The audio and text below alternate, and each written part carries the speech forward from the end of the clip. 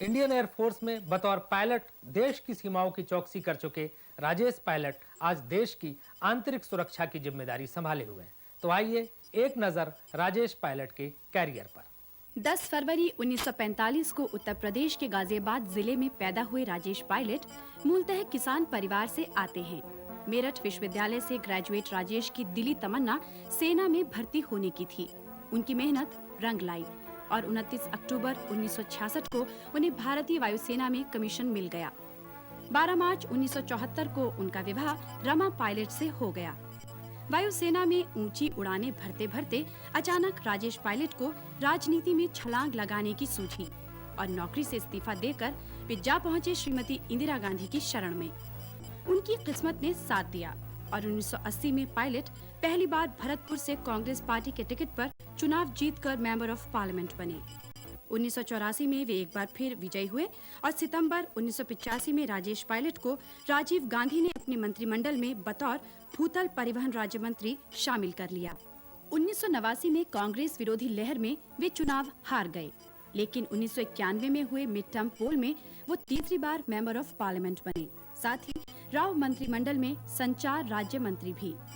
जनवरी 1993 में प्रधानमंत्री ने उन्हें गृह राज्य मंत्री बनाकर आंतरिक सुरक्षा का जिम्मा सौंप उनकी हैसियत में इजाफा कर दिया।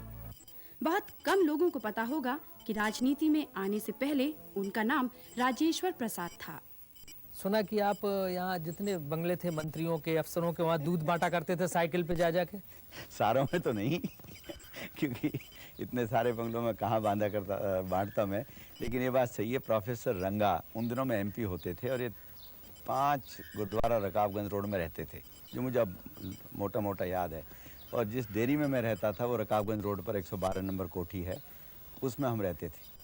तो इन सब के मैं गया हूँ। इकबाल सिंह एक डिप्टी मिनिस्टर हुआ करते थे एग्रीकल्चर के उन दिनों में। एक बिहार के ही थे सुभाग सिंह जी, डॉक्टर सुभाग सिंह। इन ऐसे मोटे मोटे नाम याद हैं। तो ये बात सही कि इस इलाके में जहाँ आज मैं रह रहा हूँ, इन कोठियों में दूध दिया करते थे, पार्लियामेंट के कैंटीन में भी। तो दूध बेचते बेचते आप पायलट कहाँ से बन गए? दूध बेचते थे डेयरी में। तो उसके बाद मैंने हायर सेकेंडरी की दिल्ली से और एमबी हायर सेकेंडरी स्कूल से। अब उसमें नंबर बहुत कम आए।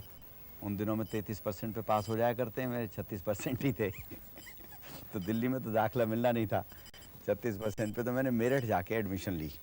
वक्त होता है ज़िंदगी का, कभी कोई काम करो सब सफलता नज़र आती है, कभी कितनी मेहनत करो तो भी नहीं मिलती है। वो मेरे ख्याल में 63 का साल एक बहुत ही शुभ साल था। जो भी काम उठाया, आर्मी में अप्लाई किया, आर्मी में सेलेक्ट हो गए, एयरफोर्स में किया, एयरफोर्स में सेलेक्ट हो गए।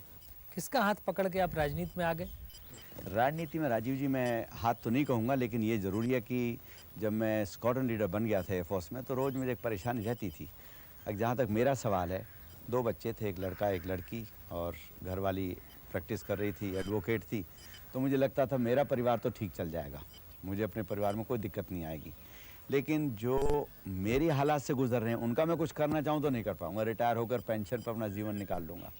यही सोचते सोचते मैं इंदिरा जी के यहाँ पहुँच गया। एक दिन 12 विलिंगटन कैसेंट में रहती थी।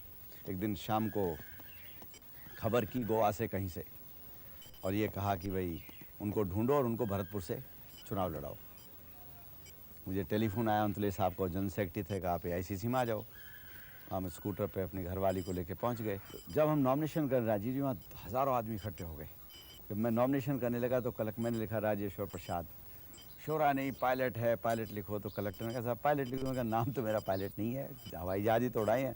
उसने कि तुम राजेश पायलट लिखो, राजेश्वर प्रसाद उर्फ राजेश पायलट, और 2 रुपये का एफिडेविट इसमें लगा दो। और 2 रुपये का एफिडेविट लेके उस दिन राजेश प्रसाद की जगह राजेश पायलट हो गया।